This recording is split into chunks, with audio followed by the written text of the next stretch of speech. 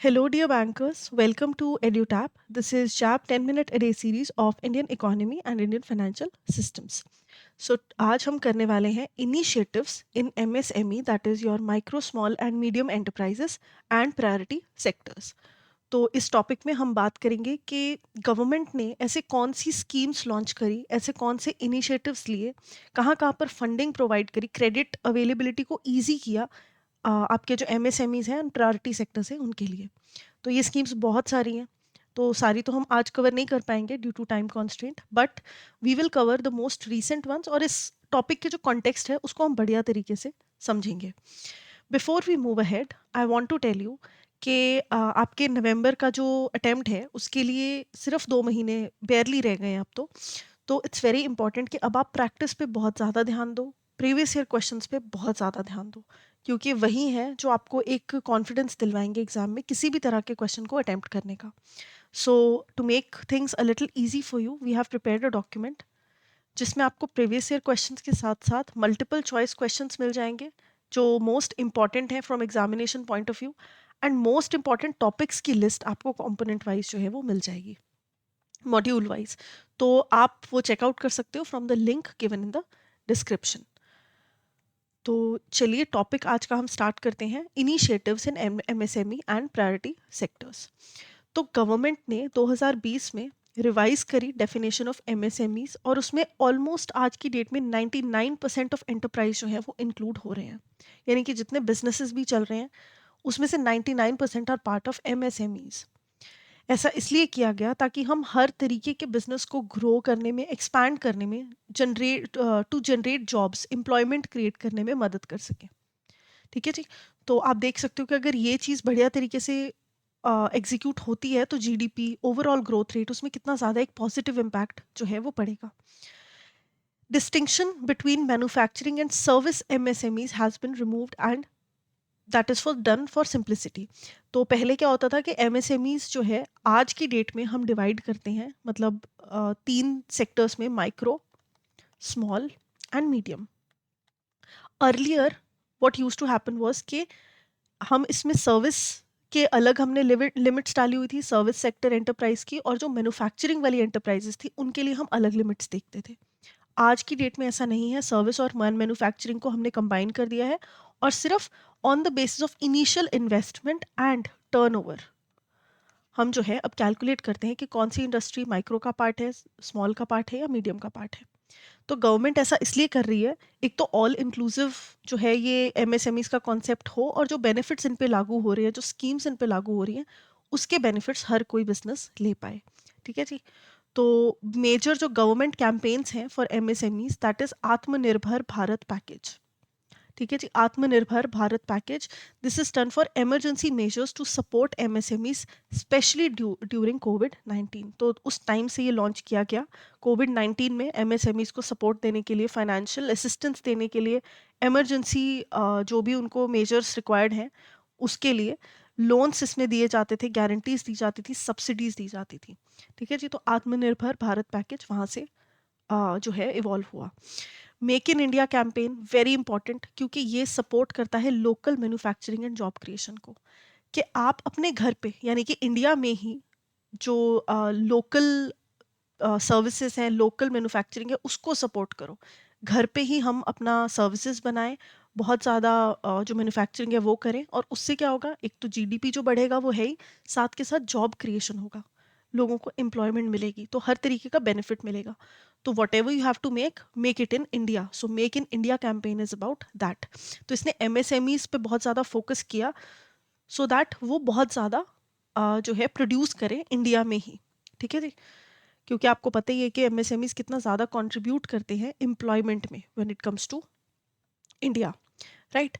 तो आत्मनिर्भर भारत अभियान, तो Aatmanirbhar Bharat package start हुआ कोविड में, और अभियान जो है वो अगेन सेल्फ रिलायंस पे फोकस करता है, इम्पोर्ट डिपेंडेंस को कम करने पे। अगर हमें रॉ मटेरियल चाहिए, इंस्टेड ऑफ सारा का सारा हम इम्पोर्ट कराएं, है ना, उससे बेहतर है कि हम, ठीक है कभी आपने इंपोर्ट करा भी लिया, लेकिन mostly you should have alternates for the import available in your own country. आपके पास लोकल मैन्युफैक्चरिंग उस चीज़ की होनी चाहिए, इंपोर्ट सब्सटीट्यूट्स होने चाहिए, आप इंटायरली डिपेंडेंट नहीं होने चाहिए किसी बाहरी देश के ऊपर या किसी बाहरी देश के प्रोड्यूसर के ऊपर।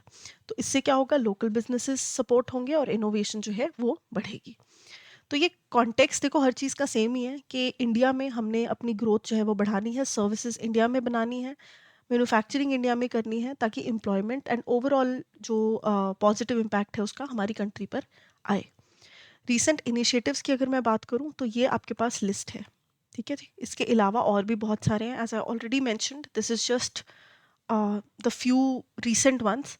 तो इसमें आ जाता है emergency credit line guarantee scheme, जिसमें कि कोलेट्रल फ्री क्रेडिट मिल सकता है एमएसएमईज को, credit guarantee fund trust for micro small enterprises, interest subsidy eligibility certificate, startup India, stand up India, very important, product linked incentive, this is also very important, Udyam Mitra portal, scheme of funds for regeneration of traditional industries.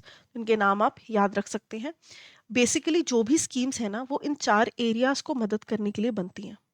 या तो वो मदद कर रही होंगी credit supply में कि MSMEs को, प्रायोरिटी सेक्टर्स को क्रेडिट कैसे हम ज़्यादा दें, ठीक है, लोन्स उनके पास कैसे ज़्यादा पहुंचाएं, फंडिंग की कमी ना आए कभी भी। या हो सकता है मैन्युफैक्चरिंग, उनकी मैन्युफैक्चरिंग बढ़ाने के लिए या इनोवेशन को फैसिलिटेट करने के लिए, एंटरप्रेन्योरशिप को और बढ़ावा देने के लिए। या फिर फोर्थ हो सकता है मार्केट सपोर्ट एंड प्रोक्योरमेंट। इसका मतलब ये है कि आपने as an MSME, as a priority sector अपना सामान बना लिया, ठीक है, you have produced goods that you wanted to produce. Now आप मार्केट में, इतनी हेवीली कॉम्पिटिटिव मार्केट में कैसे अपने आप को इस्टेब्लिश करोगे? उसके लिए गवर्नमेंट आपको मार्केट सपोर्ट प्रोवाइड करती है, आपके चीज़ों को प्रोक्योर करती है, ठीक है, प्रोक्योरमेंट। तो एग्जाम्पल के लिए अगर मैं आपको बताऊं तो लेट्स से कि आप कुछ ईटेबल्स बना रहे हो, कुछ खाने पीने की चीज़ें बना रहे हो, आप एक एमएसएमई का पार्ट हो, एंड आप जो है वो रेलवेज के साथ, गवर्नमेंट जो है आपको टेंडर दे देती है कि ठीक है 3 साल तक रेलवेज में आपके ये जो कुकीज़ हैं ये सर्व किए जाएंगे। तो प्रोक्योरमेंट का डील एक तरह से आपको दे दी, ठीक है जी। तो this is just one of the examples procurement and market support का। तो इन 4 एरियाज में जो है ये इनिशिएटिव्स काम करते हैं। Now this is a list और यहाँ पर इनका पर्पस दिया हुआ है। Now I want you to please memorise it because it will help you a lot. इससे ज़्यादा डिटेल्स भी पूछी जा सकती हैं, आई एम नॉट सेइंग कि ये ऑल इंक्लूसिव है, लेकिन उसको वन बाय वन हम आगे वाले 10 मिनट सीरीज में आगे आने वाली कवर करेंगे। लेकिन एक नाम और उसके साथ जो मेन उसकी स्पेसिफिकेशंस है उसका आइडिया भी आप रखोगे तो आपको बहुत मदद मिलेगी। तो मेक इन इंडिया यानी कि इंडिया में ही बनाओ, तो ये है मैन्युफैक्चरिंग को बूस्ट करने के लिए और इंडिया को एक ग्लोबल मैन्युफैक्चरिंग हब बनाने के लिए। ECLGS यानी कि क्रेडिट लाइन गारंटी स्कीम, तो ये 3 लाख करोड़ तक के लोन्स बिना कोलेट्रल, बिना कुछ गिरवी रखे एमएसएमईज को प्रोवाइड करवाने के लिए स्कीम बनी थी कोविड में। क्रेडिट गारंटी फंड ट्रस्ट, ये loans up to 1 crore without collateral to new entrepreneurs के लिए बनी है। ICEC, ठीक है, सब्सिडी एलिजिबिलिटी सर्टिफिकेट, ये खादी इंस्टीट्यूशंस को चीपर लोन्स देने के लिए बनी है। स्टार्टअप इंडिया, स्टार्टअप इंडिया क्या बता रहा है, नाम से ही देखो कि शुरू करो, है ना। तो इंडिया में न्यू बिजनेसेस को सपोर्ट करने के लिए टैक्स बेनिफिट देना, लोन्स इजीली प्रोवाइड करना और बिजनेस करने की जो प्रोसेसेस हैं उनको बहुत इजी कर देना बिजनेसमैन के लिए। तो that is the initiative of startup India. Stand up India, अपने पैरों पर खड़े हो, stand up me that means you have to get up, right. तो अपने पैरों पर हम किनको खड़े होने के लिए बोलते हैं, जो वीकर सेक्शंस हैं, है ना, या फिर जो अंडर सर्व्ड हैं।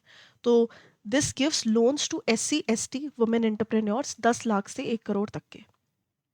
PLI scheme, that is production linked incentive, this is for market support and procurement, ठीक है जी।